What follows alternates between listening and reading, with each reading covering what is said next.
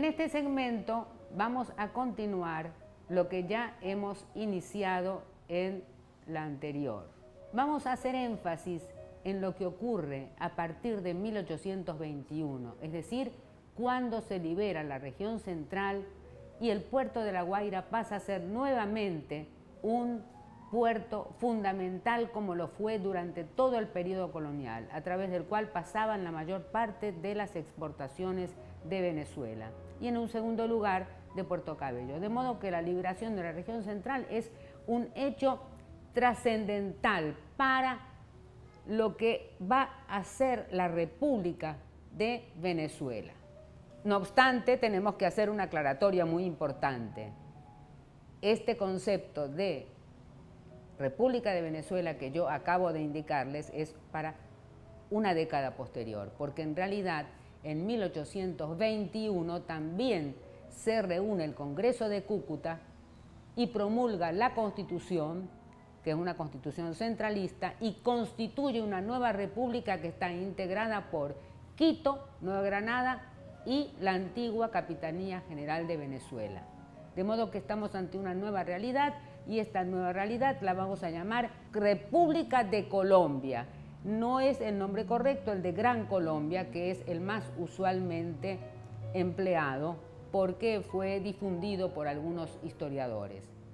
Pues bien, se constituye la República de Colombia, se abren los puertos, poco después también el de Maracaibo pasará a convertirse en un puerto de intercambio con el exterior y el territorio venezolano queda liberado. Pero quedan una serie de resquemores entre Venezuela, entre la antigua Capitanía General de Venezuela, con las autoridades de Bogotá. Tema al que no vamos a aludir ahora porque realmente ese es un tema para dedicarle tiempo, para explicar todo ese proceso tan conflictivo que se desarrolló en los años 20. Pero me voy a referir a los aspectos económicos. A partir de 1821 comienza, como ya lo hemos señalado en el anterior segmento, comienza a registrarse el ingreso de enormes contingentes de extranjeros, de comerciantes extranjeros que vienen realmente atraídos, seducidos por las posibilidades que les brinda esta nación recientemente independizada, porque pueden aquí colocar mercancías y llevarse materias primas. Pero ellos vienen por su cuenta y riesgo porque en ese momento no tienen el apoyo oficial, no tienen el apoyo diplomático de sus respectivas naciones de origen. ¿Qué pasa en Europa entonces para que ocurran estos hechos?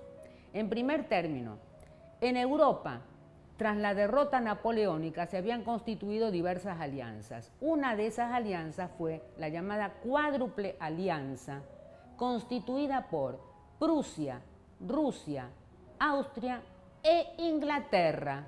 E Inglaterra era una nación que requería de ciertas relaciones diplomáticas armoniosas con el resto del continente europeo.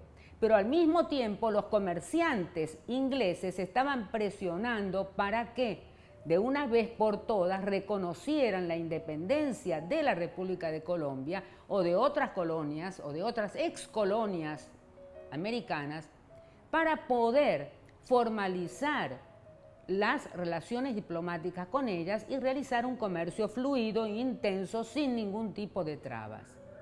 Este es el problema que está planteado en ese momento, pero Inglaterra no podía desligarse de un día para otro de esa cuádruple alianza.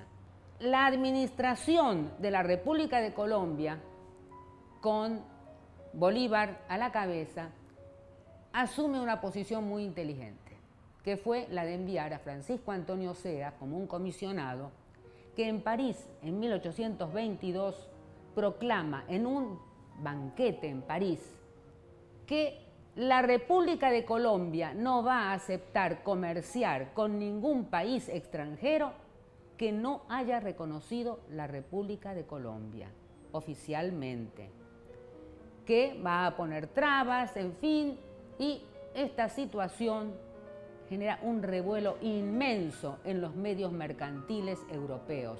¿Por qué? Porque los medios mercantiles sí estaban interesados en comerciar con América, en comerciar con la República de Colombia, en comprar materias primas agrícolas, en vender mercancías. Ese era el interés de los productores y de los comerciantes. Por lo tanto, hay una situación un tanto engorrosa en estas circunstancias. Estas declaraciones de 1822 de SEA, como les dije, generan conflictos. Los comerciantes alemanes están solicitando constantemente a sus autoridades a que de una vez por todas oficialicen relaciones con estas repúblicas. Lo mismo ocurre en Inglaterra. Y el resultado de esta hábil maniobra que se realizó a través de SEA logró sus resultados, porque al poco tiempo, en 1825, Estados Unidos reconoció la independencia de la República de Colombia. Fue la primera nación, fue el primer tratado que se firmó. Al año siguiente, y no podía quedar atrás, Inglaterra hizo lo mismo. ¿Qué significó eso? Rompió con la Cuádruple Alianza. No podía continuar junto a esos poderes absolutistas que incluso querían relegitimar el derecho de Fernando VII para reconquistar las colonias americanas. Estamos hablando de 1822 y 1823. Y agreguemos a esto que en 1823 el presidente norteamericano James Monroe lanzó su famosa doctrina en la cual planteó que la independencia de América ya era un hecho irreversible, no tenía marcha atrás y que por lo tanto ninguna nación europea podía inmiscuirse en los asuntos americanos. Eso fue un sello importante. Fíjense, en 1823, 1825, reconocimiento por parte de Estados Unidos, 1826, reconocimiento por parte de Inglaterra. Esto es un hecho trascendental que tenemos en el proceso histórico que estamos considerando. Esto aviva, por supuesto, la posibilidad de ir desarrollando actividades comerciales y la recuperación de la economía venezolana.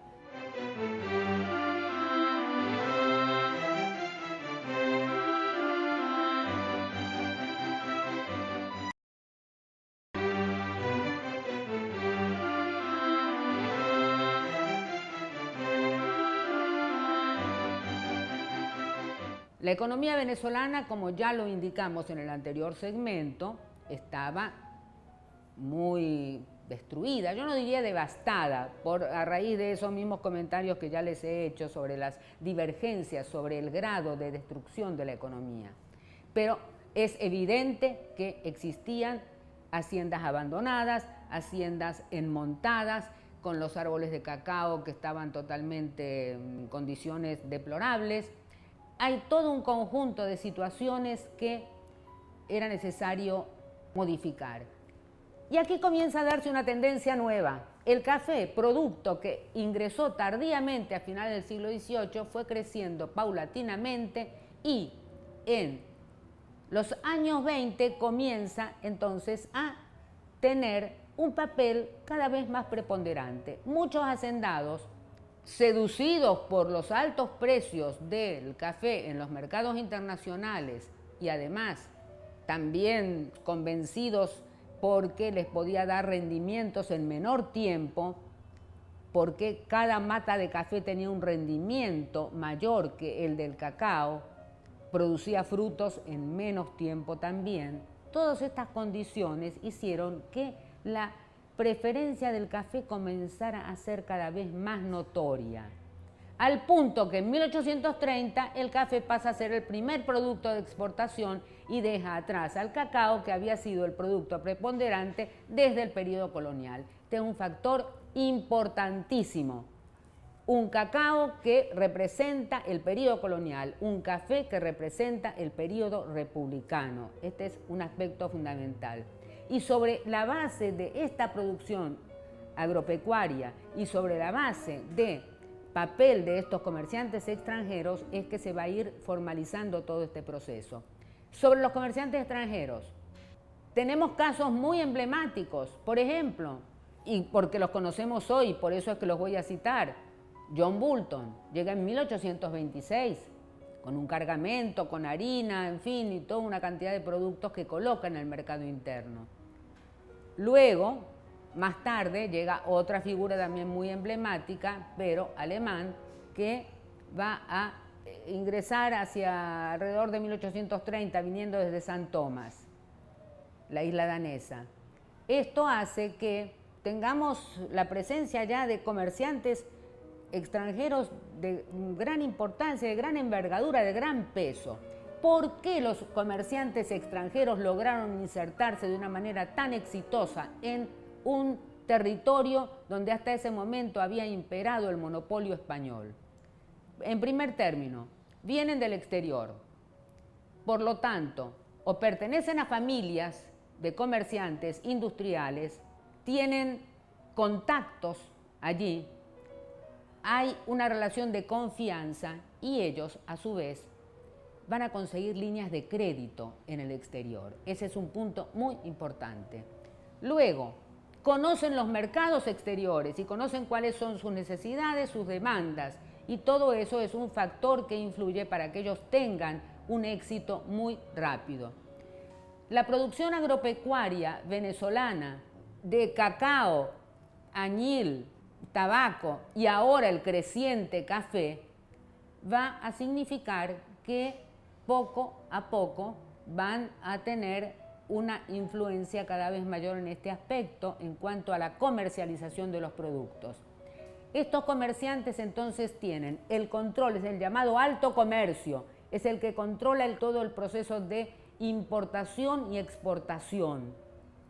Alto comercio precisamente por eso, porque están en las grandes relaciones. Y ellos, a través de intermediarios y diversas escalas de comerciantes menores, van a ir comprando, acopiando materias primas, luego las llevan a los puertos naturalmente y luego reciben también mercancías que son distribuidas a través de operaciones de crédito.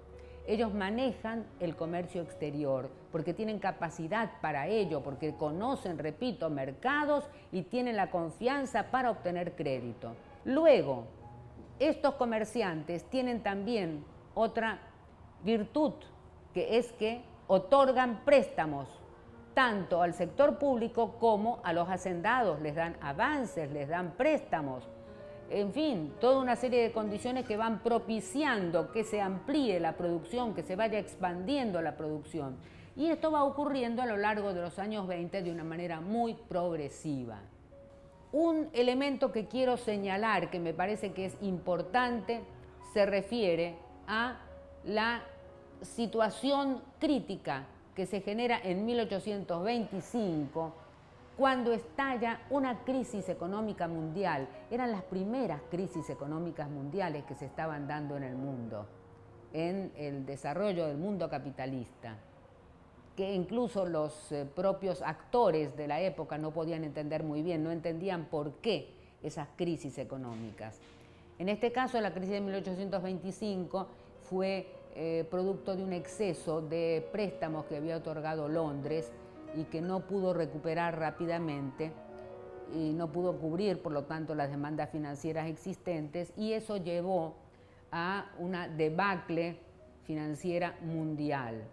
Fue casual que esa crisis de 1825, que repercutió en el año 26, haya coincidido con el movimiento separatista de la Cociata, cuando el general Páez y otro movimiento mucho más amplio lo respaldó y pretendió romper los vínculos con la República de Colombia por todos los resentimientos que se habían ido desarrollando, tema, repito, que creo que amerita unas sesiones de trabajo especiales, pero en este momento estamos planteándonos el desarrollo de la situación de la producción agropecuaria y sobre todo de los comerciantes extranjeros.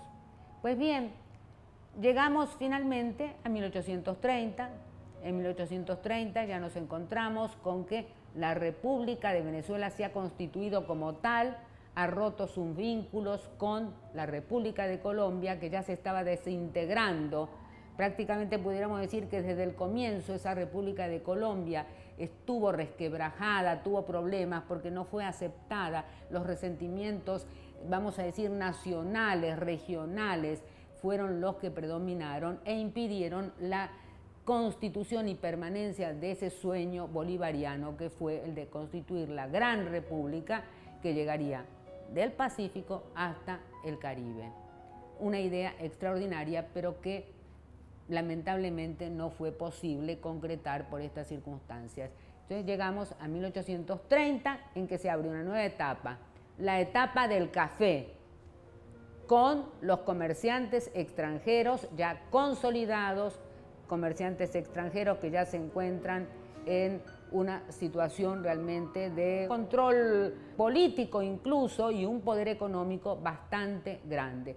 Han establecido relaciones políticas con las autoridades venezolanas, sobre todo con el sector paisista, y el próximo segmento nos va a conducir a comprender cómo se desarrollaron esas relaciones de esas casas comerciales extranjeras, en su gran mayoría, había muchas venezolanas también, con los poderes políticos y cómo se van a ir desarrollando una serie de conflictos. De modo que en el próximo segmento continuaremos con la problemática de las casas comerciales que se radicaron en La Guaira, algunas en Caracas, otras en La Guaira, en Puerto Cabello, naturalmente en Maracaibo, los 3 puertos más importantes, y algunos puertos de Oriente. Así es que entonces los esperamos para el próximo segmento, en que vamos a analizar el proceso a partir de 1830 con un ingrediente muy importante que será la ley del 10 de abril de 1834, que ha sido una de las leyes más discutidas a lo largo de toda la historia del siglo XIX y hasta hoy en el siglo XX.